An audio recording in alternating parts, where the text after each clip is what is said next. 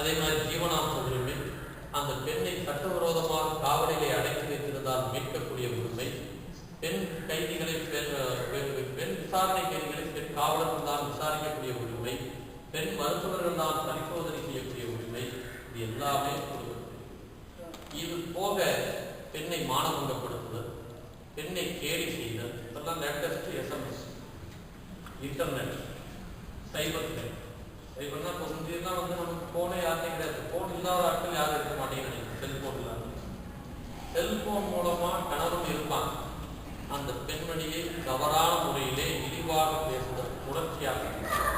நம்ம என்ன செய்வோம்? கணவனுக்கு தெரிஞ்சா நம்ம சந்தேகமாயிரும், குடும்பத்துல பிரச்சனை இல்லை, வெளியில் தெரிஞ்சா அசிங்கம். இப்படி பல பேர்.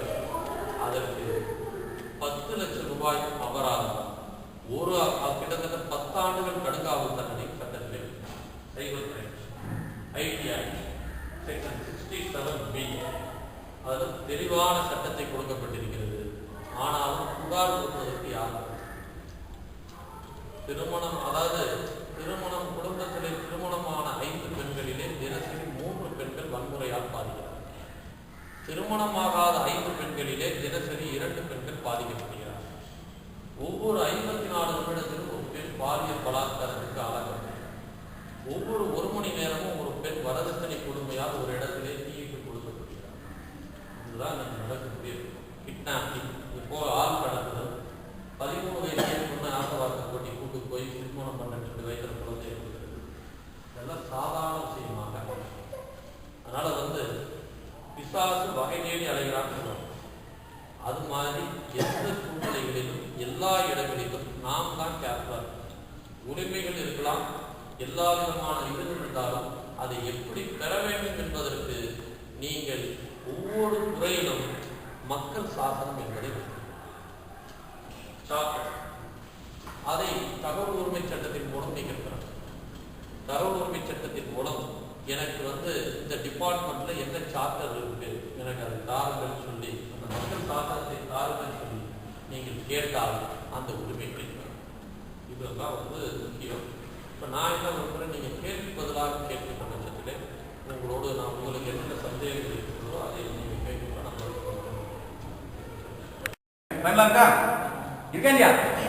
அது சொல்ல வேண்டியதானே இல்லையா? நிறைய பொருட்கள் போடுறாங்க இல்லை சார், ரெஸ்பான்சிபிலிட்டி வர மாட்டாங்க, பயந்து போய் இருக்காங்க. என்னமோ சட்டம்னா என்னமோ இருக்குன்ற மாதிரி. சரிங்களா? தைரியம் சார் சொன்ன மாதிரி நீங்கள் ஒரு 10 பேர் இல்லை 5 பேர் சேர்ந்து குழுக்களாக அமைத்து கொண்டு அந்த குழுக்கள் தலைவி செயலாளர் போடுறாங்க இருக்கு சார், இந்த மாதிரி விஷயம் நம்ம இங்கே இருக்கு சார், எங்கள் குழுக்கள் இருந்து இது பண்ணுறாங்க அப்படின்னு சொன்னீங்கன்னா மேல் அதிகாரத்தை எப்போ கணக்கு வச்சுக்கணும் இல்லையா? நிறைய பிரச்சனைகள், ப்ராப்ளம்ஸ், நிறைய பிரச்சனைகள் இருக்கு. நேற்று கூட இந்த தற்பாலின பக்கத்தில் நினைக்கிறேன், ஒரு பான் புரோக்கர் இந்த அடகு வைக்கிறது, ரொம்ப கஷ்டங்கள் வரும்போது சின்ன ஒரு நகை எடுத்து அடகு வைப்போம். அப்போ அவர் லோக்கல், அவர் போய் ஒத்த கடை அப்போ அடகு வச்ச நகையை கொண்டு போய் அவர் என்ன பண்ணாங்க, எல்லாத்தையும் சேர்த்து வேற பெரிய புரோக்கர் வச்சுக்காரு. இவங்க பணத்தை பண்ணிட்டு போய் எடுத்து நகை எடுத்து போனப்போ உடனடியாக அந்த மக்கள் சேர்ந்து போலீஸ் ஸ்டேஷன் கம்ப்ளைண்ட் கொடுத்து எஸ்பியை நேரடியாக வர வச்சு பேசுறாங்க. ஒரு உடனடியாக முன்னாடி காலங்களில் எஸ்பி கலெக்டர்லாம் வச்சு பார்க்க முடியாது. இப்போ அப்படி கிடையாது, ஈஸியாக அவங்க வந்துடுவாங்க. மட்டுமில்ல கலெக்டர் ஹவுஸ்ல பார்த்தீங்கன்னா திங்கக்கிழமை, ஒவ்வொரு நாளும் திங்கக்கிழமை கலெக்டர் ஹவுஸ்ல போய் மனு கொடுக்கலாம். மனு நீதி நாள் வச்சிருப்பாங்க. ஒவ்வொரு நாளும் ஒவ்வொரு திங்கக்கிழமை இருக்கு. நீங்க அங்க போய் கேட்கலாம், அங்க போய் உங்களுடைய உரிமைகளை நீங்க கேட்கலாம். அந்த உரிமைகள் உங்களுக்கு கிடைக்காம இருக்கும்போது ஐயா சொன்ன மாதிரி தகவல் இடத்துல பயன்படுது. சரிங்களா? செய்யணும், நீங்களும் செய்யணும், உங்க பக்கத்தில் சகோதரர்கிட்ட சொல்லுங்க. சொல்லி நம்ம ஒரு சின்ன மாற்றத்தை உருவாக்கும். சரிங்களா? இந்த மாதிரி கருத்துக்களை புரிந்து கொண்டு, அதான் வினோபாஜி ரொம்ப அழகாக சொல்லுவாங்க, நம்ம எல்லாம் சேர்ந்து பெரிய புரட்சி கொண்டு சொல்லுவாங்க. அப்ப வினோபாஜி யாருன்னு கேட்பீங்க, வினோபா பாவே அவர் யாருன்னு கேட்பீங்க. அவர் யாரு? தமிழக முதலமைச்சர் தெரியாம இருக்கிறாமா, இந்தியாவுடைய பிரதம மந்திரி தெரியாம இருக்கிறோம். அப்ப வினோபாஜி அப்படிங்கிறது மகாத்மா காந்தியோட சீடனாக இருந்தது வினோபாஜி. அவங்க வந்து பூமிகான இயக்கம் அப்படின்னு இயக்கத்தை ஆரம்பிச்சாங்க. நிறைய பூமி இருக்கிற மாதிரி எல்லாருக்கும் பூமி கொடுக்கணும், நடக்கிற நிறைய தெரியல இயக்கமாக ஆரம்பிச்சாங்க.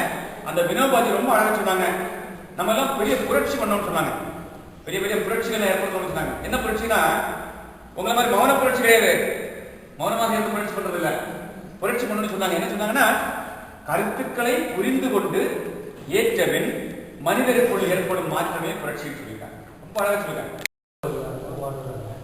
அந்த குழந்தைகளை வந்து எந்த அளவில் எப்படி வளர்த்தணும், அந்த குழந்தைகளோட உரிமைகள் அப்படின்னு சொல்லிக் கொடுக்கறது தான் இந்த கூட்டத்தை அடிப்படையாக கூட்டுறது.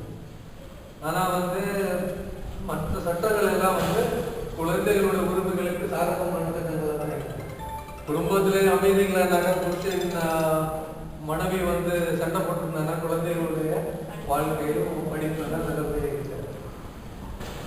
அதனாலதான் இந்த கூட்டத்தை கூட்டும் போது குழந்தைகள் உரிமைகளை பத்தி பேசினா அதுக்கு முன்னாடியே வந்து சட்டம் என்ன, சட்டம் நம்மளுக்கு என்ன செய்யுது, என்ன உதவி செய்யுது, சட்டம் என்ன செய்யாம இருக்குது.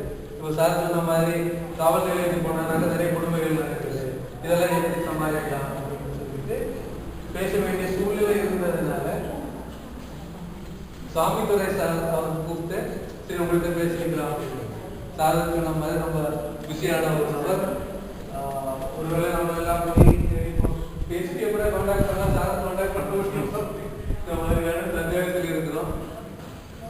ஆனா இது ரொம்ப பிஸியான நேரத்திலேயே வந்து நம்மளோட பேசுறதுல நிறைய நிறைய செய்திகளை சொல்லியிருக்காங்க உங்களுக்கு.